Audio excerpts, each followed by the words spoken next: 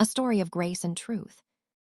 Every morning, before stepping through the shining glass doors of Harlow and Associates, she became someone else. Her real name was Amara. But in the city, in those polished offices where people measured worth by accents and appearances, she called herself Amy Harper. Because Amy was easier, safer, cleaner, and Amara had learned long ago that people treated you differently when they knew where you came from. She grew up in a small two-room house in Kasoa, a house where rain tapped through the roof at night. And her mother sewed dresses by candlelight just to keep food on the table.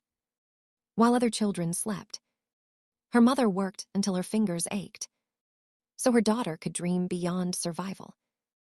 Amara carried that sacrifice everywhere.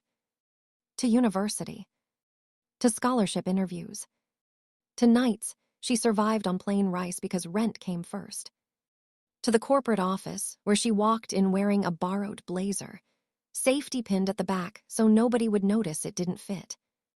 And from that day forward, she promised herself one thing: no one would ever know how hard her life had been. So she changed. She softened her accent, practiced expensive confidence in front of a cracked mirror, watched videos teaching her how rich people spoke, how they sat, how they smiled. And slowly, Amara disappeared. Amy became successful, respected, admired, but pretending to be someone else every single day was exhausting. Then one Tuesday, everything changed. His name was Daniel Mensah. Quiet, observant, the kind of man who listened carefully before speaking. While everyone admired Amara's work, Daniel noticed something deeper. "You work harder than you need to prove yourself," he told her softly. And for the first time in years, someone saw through the performance.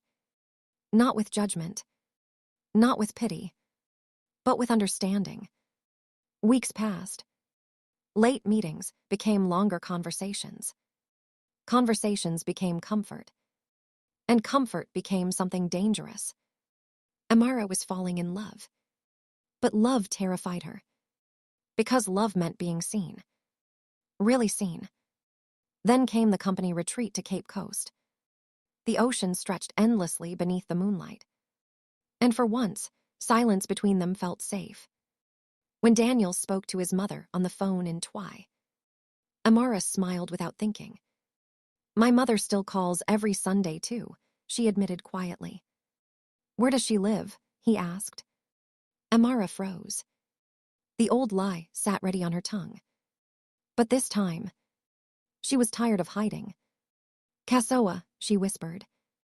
"A small two-room house. My mother still sews dresses." Daniel looked at her gently. "My father was a night watchman," he said. "He spent 30 years protecting buildings, so I could build a future." And just like that, the walls around her heart cracked open. She told him everything. The scholarship, the poverty, the borrowed blazer, even the truth about her name. When she finished speaking, Daniel smiled softly and said only one word: "Amara," as if her real name was something beautiful, something sacred. "Why would you ever hide it?" he asked. And for the first time in her life, she didn't have an answer. Months later, Daniel drove with her back to Kasoa, back to the little house she had spent years trying to escape. But he never looked ashamed. He greeted her mother with respect, ate her food with gratitude, complimented the handmade curtains hanging by the windows. And on the drive home, with city lights glowing in the distance, he took her hand and said, "I want to marry you. Not Amy Harper. Amara. I want every part of your story." And suddenly, all the shame she had carried for years began to disappear. Because the right people will never ask you to hide where you come from. They will love you more for surviving it. On her wedding day, her invitation read, Amara Aksu Mensah. Her full name, her real name. And her mother cried when she saw it. Not because of pain, but because her daughter had finally come home to herself.